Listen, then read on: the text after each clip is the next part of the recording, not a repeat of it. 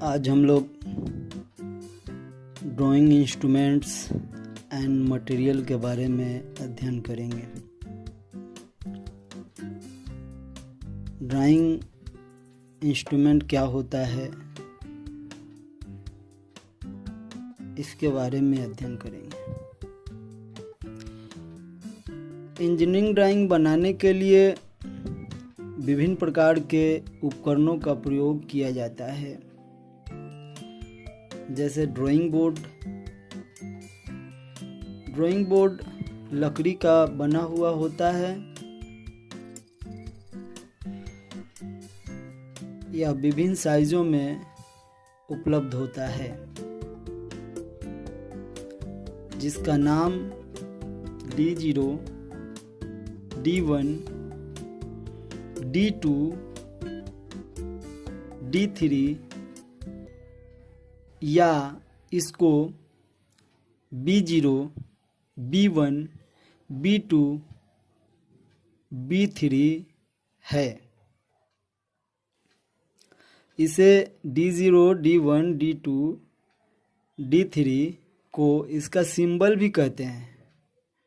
यह drawing board का symbol होता है। D0, D1, D2, D3 यह ड्राइंग बोर्ड का सिंबल होता है, जिसका साइज अलग होता है। यह लंबाई है जो 1500 है, यह लंबाई है, यह चौड़ाई है और यह मोटाई है। D0 का साइज 1500, 1000 और 25 mm होता है। D1 का साइज 1700 गुने 25 mm होता है। D2 का साइज 700 गुने 500 गुने 15 mm होता है। D3 का साइज 500 गुने 350 गुने 15 mm होता है। आगे चलिए देखते हैं T²। उससे पहले थोड़ा सा और इसमें देख लेते हैं। ड्राइंग बोर्ड में ये जो फिगर में दिखाया गया है, ड्राइंग बोर्ड का बॉटम सरफेस दिखाया गया है। इस बॉटम सरफेस को के नीचे लकड़ी के 2 पट्टी लगे रहते हैं, जिसको बैटन्स बोलते हैं। इस बैटन को ड्राइंग बोर्ड के ऊपर स्क्रू के द्वारा कस दिया जाता है। देखिए यहाँ पे, देखिए ये स्क्रू है। इस स्क्रू से ड्राइंग बोर्ड के तख्त को कस दिया गया है, जो ड्राइंग बोर्ड को मजबूती प्रदान करता है। बाएं सिरे पे ड्राइंग बोर्ड के बाएं सिरे पे एक ग्रूव होता है, स्लॉट होता है। इस स्लॉट के अंदर एक स्ट्रिप लगी रहती है काले रंग की, देख रहे हैं यहाँ पे। इस काले रंग के स्ट्रिप को इबोनी स्ट्रिप कहते हैं। और यह बॉटम सरफेस है। ये वाला टॉप सरफेस होता है। टॉप सरफेस मैं आपको दिखा दूं, इसका देख लीजिए। ये है टॉप सरफेस, जिसको वर्किंग सरफेस भी बोला जाता है। इस सरफेस को वर्किंग सरफेस बोला जाता है। जो इबोनी स्ट्रिप बोर्ड के बाएं सिरे पे स्लॉट में लगी रहती है, इस स्लॉट के द्वारा ये T² ऊपर नीचे आगे पीछे स्लाइड करता है। इस T² के द्वारा स्लाइड होने से हम लोग आवश्यकता अनुसार हॉरिजॉन्टल लाइन हम लोग खींच सकते हैं यहाँ से, इसके द्वारा। ठीक है, आगे देखते हैं हम लोग। आगे है T²। भारतीय मानक संस्थान द्वारा T² का साइज निर्धारित किया गया है।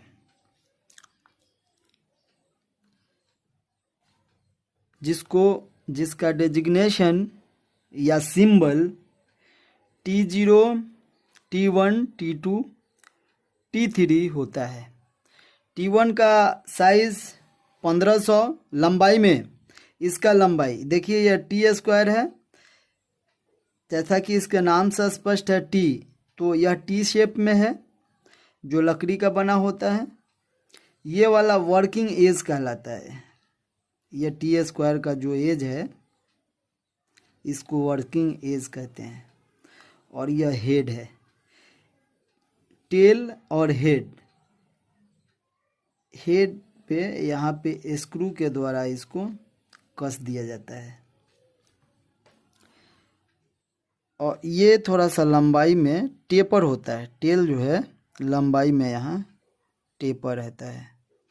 और ये वाला हेड जो अभी फिगर में मैंने आपको दिखाया था, वो बोर्ड में यहाँ पे कस करके, और इसका ड्राइंग हम लोग हॉरिजेंटल लाइन खींचने के लिए प्रयोग करते हैं, जैसा कि मैंने आपको दिखाया था अभी फिगर में। इसके बाद सेट स्क्वायर देखते हैं हम लोग। बचपन में आप लोगों ने इंस्ट्रूमेंट बॉक्स में सेट स्क्वायर देखा है, लेकिन नाम नहीं जानते थे। छोटे छोटे 2 ट्रायंगुलर शेप में जो प्लास्टिक के बने हुए आकृति थे आपके इंस्ट्रूमेंट बॉक्स में, उसको हम लोग सेट स्क्वायर कहते हैं। लेकिन अब उससे आपका काम नहीं चलेगा, अब आपको बड़े सेट स्क्वायर की ज़रूरत है। देखिए इस तरीके का ये सेट स्क्वायर है। देखिए इसका नाम सेट जानते हैं क्यों पड़ा? क्योंकि यह एक पेयर में रहता है। ये देखिए पेयर, देखिए एक यह है आपका, देखिए ये एक यह है। एक के बिना एक दूसरे का काम नहीं चलेगा, दोनों का काम एक साथ पड़ता है। देखिए ड्राइंग में हम लोग इस सेट स्क्वायर का प्रयोग एक साथ करते हैं। यहाँ देखिए इंचेस के ग्रेजुएशन है, यहाँ पे स्केल बने हुए हैं इंचेस के। यहाँ पे मिलीमीटर और सेंटीमीटर दिखाया हुआ है। देखिए ये है मिलीमीटर और सेंटीमीटर। ओके, इसका डिग्री देख लीजिए। ये वाला जो डिग्री है 45 डिग्री का होता है ये। ओके, ये भी 45 डिग्री का होता है, ये वाला 45 डिग्री और ये 90 डिग्री। ओके, दूसरा देखिए, दूसरा ये वाला देखिए, ये 30 डिग्री का होता है, 30 डिग्री का। यहाँ पे ये आपका 90 डिग्री का होता है और ये 60 डिग्री का होता है, याद रखिएगा। तस्वीर में मैंने बता दिया है। देखिए यहाँ पे ये 30 डिग्री का होता है, ये 60 डिग्री का होता है और यह 90 डिग्री का होता है। ये दूसरे में देखिए 45 डिग्री और ये 45 डिग्री और यहाँ पे ये 90 डिग्री। ये 45 क्यों होता है? क्योंकि ये वाला भुजा आधार और ऊंचाई दोनों का बराबर है, इसलिए ये भी 45 और ये भी 45 का होता है और ये 90 डिग्री का होता है। यहाँ पे स्केल बने रहते हैं ये, जैसा कि मैंने आपको अभी दिखाया था। यहाँ देखिए, फिर से देख लीजिए एक बार, ये स्केल बने हुए हैं यहाँ पे। देखिए ये आपको शायद पढ़ने ना आता हो। यहाँ 1 से लेकर के यहाँ देखिए 1 और ये 2, यहाँ पे 1 और 2, इसके बीच का जो डिस्टेंस है वह 1 सेंटीमीटर होता है। यहाँ देखिए, यहाँ से यहाँ तक 1 सेंटीमीटर और इस 1 सेंटीमीटर को 10 बराबर भागों में बांटा गया है। देखिए यहाँ देखिए, प्रत्येक भाग 1 मिलीमीटर का होता है। देखिए ये वाला प्रत्येक भाग 1 मिलीमीटर का होता है, मतलब 1 mm का होता है। ओके, और इधर इंच दिखाया गया है। यह देखिए, यहाँ से लेके यहाँ तक 1 इंच है, यहाँ से लेके यहाँ तक 1 इंच, यहाँ से यहाँ तक 1 इंच, यहाँ से यहाँ तक 1 इंच। ठीक, समझ में आ रहा होगा उम्मीद करता हूँ। इसका प्रयोग ड्राइंग बनाने के लिए किया जाता है। इस सेट स्क्वायर का प्रयोग मैं बताऊंगा आगे, आप लोग कंटिन्यू मेरा वीडियो देखते रहिए। सेट स्क्वायर का प्रयोग, सेट स्क्वायर के द्वारा लाइन कैसे खींचते हैं, इसके बारे में मैं आगे वीडियो जो बनाऊंगा इसी टॉपिक पे बनाऊंगा, ठीक है। आगे देख लेते हैं प्रोटेक्टर। देखिए प्रोटेक्टर, आपके इंस्ट्रूमेंट बॉक्स में एक हाफ सर्कुलर शेप में एक प्लास्टिक का बना हुआ ऑब्जेक्ट होता है। देखिए ये वाला, इसी को हम लोग प्रोटेक्टर कहते हैं। आप लोग बचपन में चांद कहते थे, ओके। ये देखिए फुल सर्कल में भी होता है, 360 डिग्री में भी यह होता है। यहाँ देखिए, यहाँ डिग्री बनाया हुआ है, ये डिग्री है, देख लीजिए यह डिग्री है। 0 से 10 डिग्री, 10 से 20 डिग्री, यानी कि ये पूरा हाफ चक्कर अगर लगाते हैं यहाँ से यहाँ तक तो 180 डिग्री शो करता है। इसका ग्रेजुएशन जो बना हुआ, एक ग्रेजुएशन यहाँ से यहाँ तक 10 डिग्री और यहाँ से यहाँ तक 1 डिग्री का होता है। देखिए ये वाला, यहाँ से यहाँ तक 1 डिग्री, यहाँ से यहाँ तक 2 degree, 3 degree, 5 degree, 6 degree, 7 degree, 8 degree, 9, 10, यहाँ से 20 डिग्री। डिग्री ड्राइंग में डिग्री खींचने के लिए इसका प्रयोग करते हैं, या डिग्री को नापने के लिए प्रयोग करते हैं, ठीक है। आइए आगे देखते हैं। फ्रेंच कर्व, यह वक्राकार आकृति का सेलुलोइड मटेरियल या प्लास्टिक के बने होते हैं और अलग अलग साइज़ के होते हैं, अलग अलग शक्ल के होते हैं, ठीक है। अलग अलग साइज़ होता है इसका, अलग अलग शेप होता है। ये है आपका फ्रेंच कर्व। देखिए 12 का एक सेट होता है, 12 का एक सेट होता है। ये जो दिखाई दे रहा है आपका अनियमित आकार का, यहाँ देखिए अनियमित आकार का जो शेप दिखाई दे रहा है, इसी को फ्रेंच कर्व हम लोग कहते हैं। इसका प्रयोग अनियमित आकृति को बनाने के लिए किया जाता है। देखिए 2 अलग अलग बिंदु जो एक डायरेक्शन में नहीं हो, अलग अलग डायरेक्शन में हो, उसको मिलाने के लिए इसका प्रयोग किया जाता है। जैसे मैं आपको बता देता हूँ, देखिए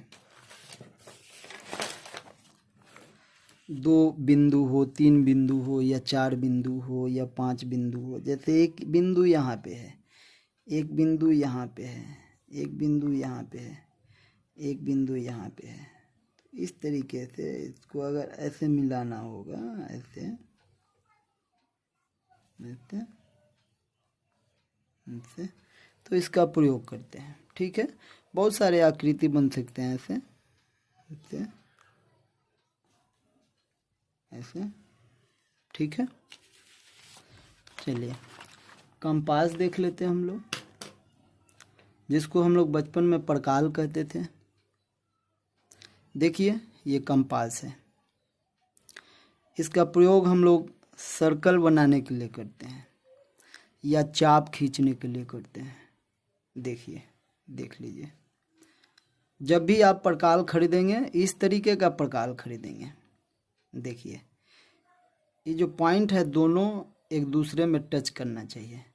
इसका फ़ायदा यह होता है कि जब हम लोग सर्कल बनाते हैं तो छोटा से छोटा सर्कल आराम से इससे बन जाता है, क्योंकि इसमें गैप नहीं रहता है। देखिए, और एक कंपास ऐसा आता है जिसका ये वाला पोर्शन सीधा होता है, तो जब सीधा होगा तो पेंसिल जाकर के ऐसे बैठता है, ऐसे। तो यहाँ पे 10-12 mm का गैप मिलता है हमारा, उसके बाद ही खुलता है 12 mm के बाद। तो 12 mm से बड़ा ही सर्कल हम ड्रॉ कर सकते हैं। जब छोटा सर्कल ड्रॉ करना होगा तो दिक्कत आती है, इसीलिए इस टाइप का हम लोग परकाल कंपास खरीदते हैं जिससे दोनों लेग जो है एक दूसरे को टच करें और छोटा से छोटा सर्कल हम लोग बना सकें। मार्केट में लड़के एक बड़ा कंपास मिलता है उसको खरीद लेते हैं, 55-60 रुपया 70 रुपया दाम है।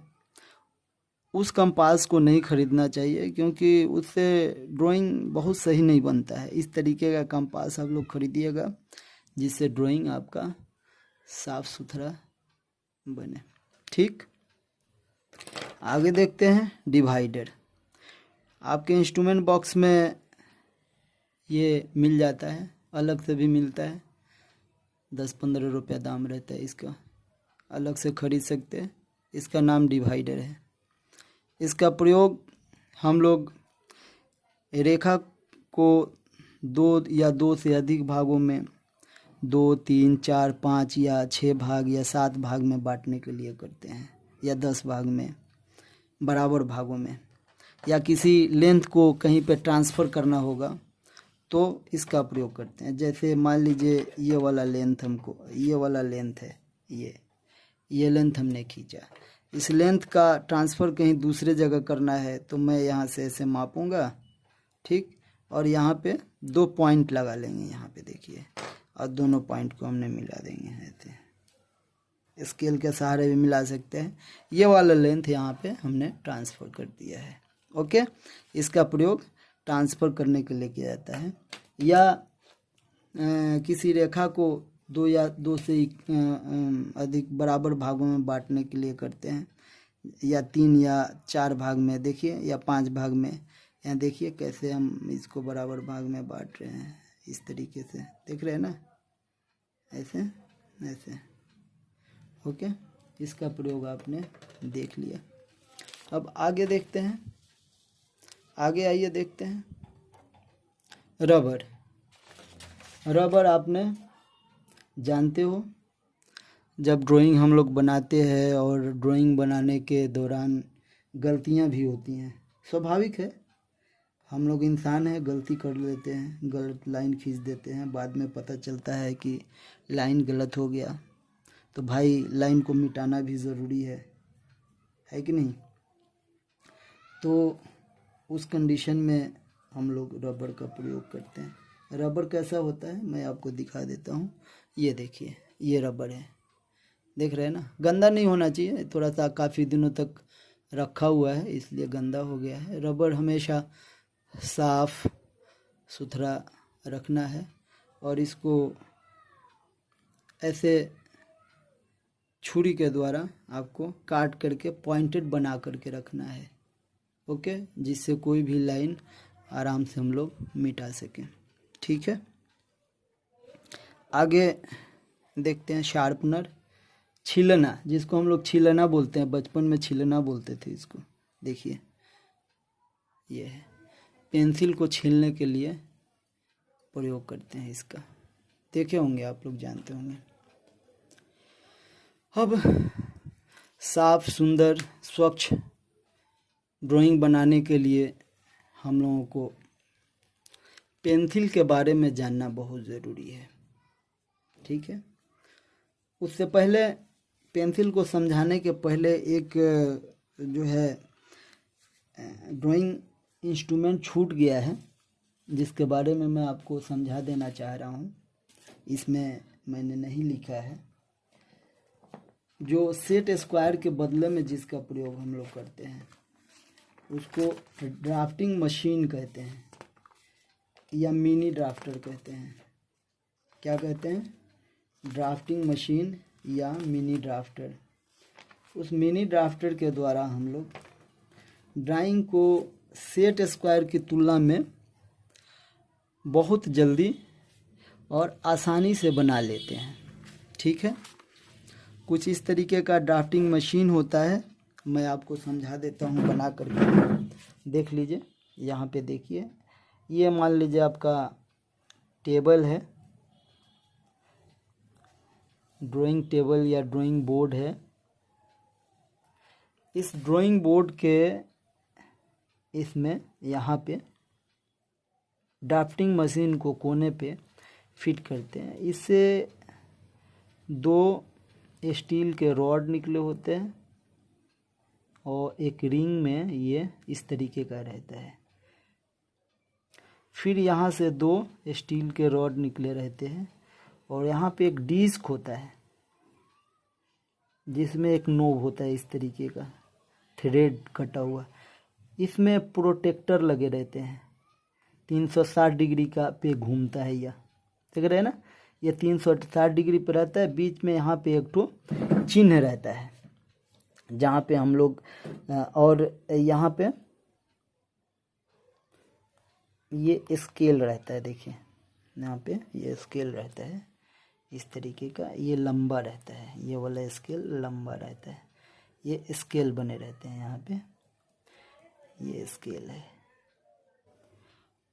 और इसको अगर 90 डिग्री पे यूज़ करना है तो इसको यहाँ एक रेखा रहता है, इस यहाँ पे हम लोग जो है 90 डिग्री वाला एंगल फिट करके और एक नोब यहाँ पे रहता है उसको ऐसे कस देते हैं। नोब को कसने से ये वाला जो स्केल है हिलता नहीं है और इसके सहारे हम लोग ये हॉरिजॉन्टल लाइन और ये वर्टिकल लाइन खींचते हैं ऐसे।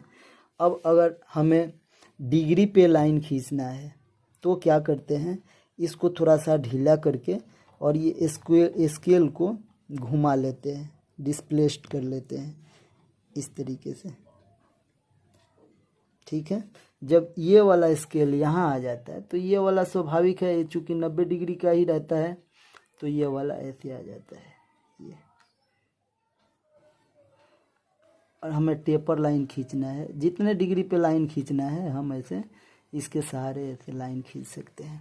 ओके, तो ये है हमारा मिनी ड्राफ्टर, इसको बोलते हैं मिनी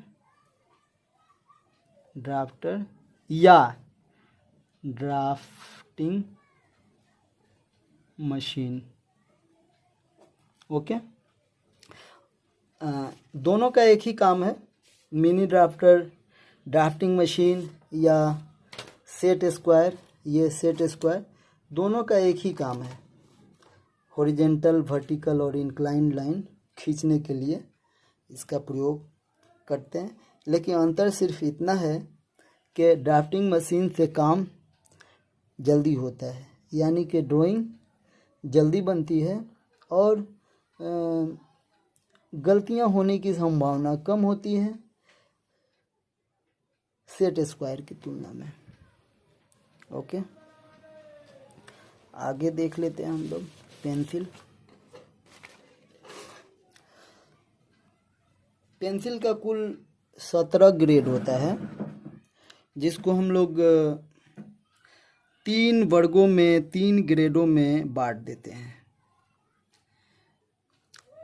हार्ड, मीडियम और सॉफ्ट।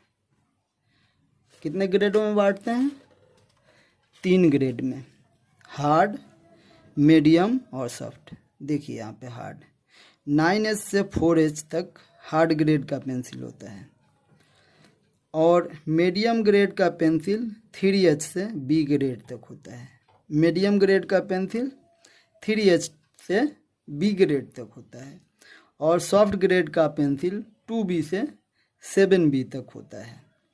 जब भी हम लोग ड्राइंग बनाते हैं हमेशा मीडियम ग्रेड के पेंसिल का प्रयोग करते हैं, यानी 3H, 2H, H, HB का प्रयोग करते हैं, ठीक है। सॉफ्ट ग्रेड का पेंसिल का प्रयोग कभी नहीं करेंगे। सॉफ्ट ग्रेड का पेंसिल का प्रयोग करने से हम लोगों का ड्राइंग गंदा बनता है, गंदा हो जाता है। क्योंकि सॉफ्ट होता है तो जब लाइन खींचते हैं हम लोग ड्राइंग शीट के ऊपर तो वो फैलने लगता है, ड्राइंग शीट के ऊपर इधर उधर फैल जाते हैं, जिससे ड्राइंग शीट काले पड़ जाते हैं। आप मार्केट में जब भी जाओगे आप 3H, 2H या H या HB पेंसिल मांगोगे, अधिकतर दुकानदार सॉफ्ट ग्रेड का पेंसिल रखते हैं, जिसको एक्स्ट्रा डार्क भी कहते हैं। काले रंग का होता है, आप सभी लोग उसी का प्रयोग ज़्यादा करते हो, जो लोग नहीं जानते हो, ठीक है। इसलिए जब भी दुकान पर जाएं एक्स्ट्रा डार्क वाला पेंसिल नहीं लें। लड़के अधिकतर ये गलतियां करते हैं। मैं पिछले 10-12 साल से पढ़ा रहा हूँ, तो मैं अक्सर देखता हूँ कि लड़के एक्स्ट्रा डार्क पेंसिल का यूज़ करते हैं। ठीक है, तो एक्स्ट्रा डार्क पेंसिल का प्रयोग आप लोगों को नहीं करना है। आइए देख लेते हैं कि इंजीनियरिंग ड्राइंग बनाने के लिए कहाँ पे कौन सा लाइन खींचने के लिए कैसा पेंसिल का प्रयोग करते हैं। आप सभी जानते हैं कि ड्राइंग हम लोग जब बनाते हैं तो पूरे ड्राइंग में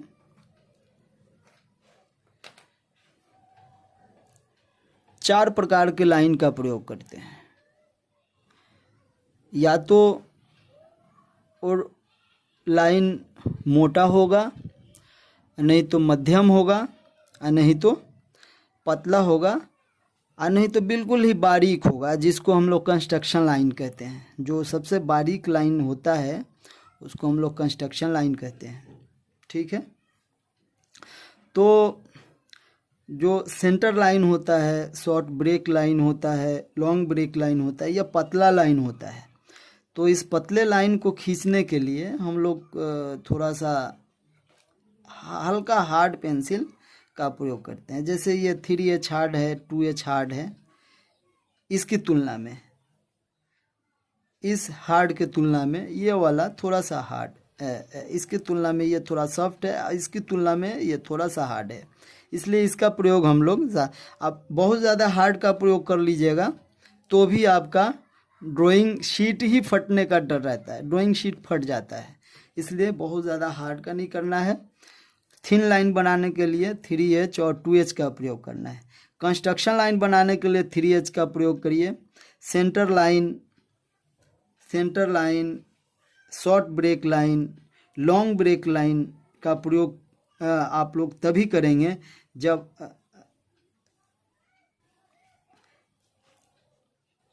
centre line, short break line, long break line खींचने के लिए हमें 2H पेंसिल का प्रयोग करना है। ठीक है, और H पेंसिल का प्रयोग dimension line, section line, object line, extension line, arrow head, lettering तथा सर्कल इत्यादि बनाने के लिए करेंगे। ठीक है, HB पेंसिल का प्रयोग हम लोग बॉर्डर लाइन खींचने के लिए करते हैं या डायमेंशन लाइन खींचने के लिए करते हैं। हम जानते हैं कि डायमेंशन लाइन हमेशा मोटा होता है, 1.2 mm का थिकनेस होता है डायमेंशन लाइन का मैक्सिमम। इसको खींचने के लिए हम HB पेंसिल का प्रयोग कर सकते हैं। जनरली H पेंसिल का प्रयोग मोटे लाइन को खींचने के लिए किया जाता है। ठीक है, आगे आइए, आगे देखते हैं। अब ड्राइंग शीट, तो ड्राइंग शीट के बारे में अध्ययन कर लेते हैं। इसके बाद जो अगला चैप्टर में पढ़ाऊंगा वह चैप्टर होगा ड्राइंग शीट लेआउट के बारे में। अभी हम लोग ड्राइंग शीट देखते हैं। ड्राइंग शीट बनाने का कार्य जिस शीट पर किया जाता है, ड्राइंग बनाने का कार्य जिस शीट पर किया जाता है उसे ड्राइंग शीट कहते हैं। ड्राइंग शीट को ड्राइंग बोर्ड पर रख करके और एक पिन होता है, पिन को चारों कोने पे शीट को फिक्स कर दिया जाता है ड्राइंग बोर्ड के ऊपर, और फिर ड्राइंग बनाया जाता है, जिससे ड्राइंग शीट जो है इधर उधर खिसकने का डर नहीं रहता है। ड्राइंग शीट बनाने के लिए अनेक प्रकार के शीट का प्रयोग ड्राइंग बनाने के लिए अनेक प्रकार के शीट का प्रयोग करते हैं, जिसको भारतीय मानक संस्थान ISI द्वारा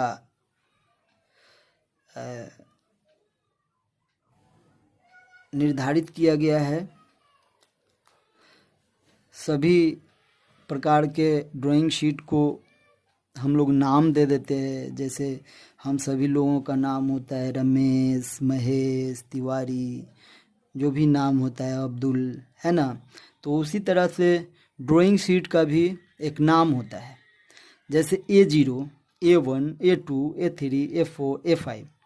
तो इस A0, A1, A2 से ड्राइंग शीट का जो है आइडेंटिफिकेशन होता है कि A0 का लंबाई कितना है, चौड़ाई कितना है, A1 का लंबाई चौड़ाई कितना है, A2 का कितना है। इस तरीके से जैसे हम कहते हैं कि चंगेज सर, तो आपके दिमाग में यह मेरी लंबाई फिक्स हो जाती है कि ऐसे हैं, इस तरीके का बाल है, इतने लंबे हैं, इतने चौड़े हैं, इतने मोटे हैं। ठीक है, उसी तरीके से ISI जो है ड्राइंग शीट का नाम दिया हुआ है।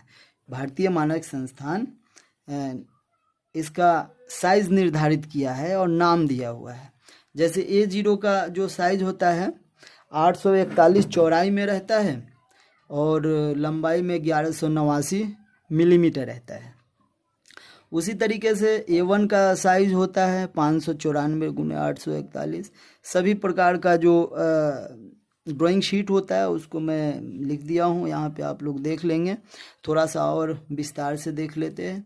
ये देखिए, ये साइज A0 साइज का ड्राइंग शीट है, यहाँ पे दिख रहा है आपको। हाँ चलिए, ये A0 साइज का ड्राइंग शीट है जिसको 2 भागों में हमने बांट दिया है। ये देखिए 2 भागों में बांट दिया है। प्रत्येक भाग जो है A1 का बन जाता है। ये भी A1 का हो गया, ये भी A1 का हो गया। अब A1, ये A1 का है, ठीक है, ये पूरा। अब A1 साइज के शीट को फिर 2 भागों में बांटते हैं, ठीक है। फिर जो है जब A1 को 2 भाग में बांटते हैं, देखिए यहाँ से ये एक भाग हो गया और यहाँ से ये एक भाग हो गया, तो यहाँ से ये भी A1 हुआ और ये भी A1 हुआ, ठीक। अब A1 को फिर 2 भाग में बांट देते हैं। देखिए ये A1 हुआ यहाँ से, फिर इसको 2 भाग में हमने बांट दिया है, एक ये और एक ये, तो ये A3 हो जाता है। ये भी A3 हो गया, ये भी A3 हो, सॉरी ये A2 हो गया, ये भी A2 और ये भी A2, ये पूरा ये A2 हो गया। अब इस A2 को हम फिर 2 बराबर भागों में बांटते हैं तो हमें A3 मिलता है। देखिए A3 297 गुने 420 जिसका साइज होता है, ये भी A3 हुआ जिसका साइज 297 गुने 420 है। और फिर इस A3 को हमने 2 भाग में बांटा है। हमने नहीं बांटा बल्कि ISI ने बांटा है, इसका स्टैंडर्ड निर्धारित किया है। देखिए ये, इसको हम लोग A4 बोलते हैं। ये जो प्रिंटर में लगता है A4 का साइज आप लोग देखे होंगे, देखिए ये वाला, ये A4 का साइज है ये। अब फिर इस A4 को 2 भागों में बांट देते हैं। ये देखिए ये प्रत्येक भाग A5 कहलाता है जिसका साइज 148 गुने 210 मिलीमीटर होता है। देखिए यहाँ से यहाँ तक 210 और ये 148, ओके। इस तरीके से ISI ने, इंडियन स्टैंडर्ड इंस्टीट्यूशन ने ड्राइंग शीट को वर्गीकृत किया है उसके लंबाई के अनुसार, ठीक है। अब हम लोग आगे देखेंगे ड्राइंग शीट का लेआउट कैसे किया जाता है और सेट स्क्वायर को कैसे चलाया जाता है। इसके बारे में हम लोगों का अगला वीडियो होगा। अब मैं लास्ट में आप सभी लोगों से रिक्वेस्ट करता हूं कि अगर हमारा टीचिंग अच्छा लगा कम संसाधन में, तो सभी से रिक्वेस्ट है कि इसको शेयर करें अधिक से अधिक संख्या में और सब्सक्राइब करें, ताकि बिहार के मैक्सिमम ITI और इंजीनियरिंग कॉलेज में हिंदी मीडियम में हमारा यह लेक्चर जाए, हमारा यह टीचिंग जाए और अधिक से अधिक लड़के लाभान्वित हों। हमारा यही प्रयास रहेगा कि आप लोग अधिक से अधिक क्वालिटी एजुकेशन, क्वालिटी ड्राइंग आप लोगों को बनाने के लिए मिले, सीखने के लिए मिले। इसके लिए मैं कंटिन्यू अपना वीडियो डालता रहूँगा और आप लोगों से फिर रिक्वेस्ट कर रहा हूँ कि मेरा चैनल को अधिक से अधिक संख्या में सब्सक्राइब करें और शेयर भी करें। धन्यवाद।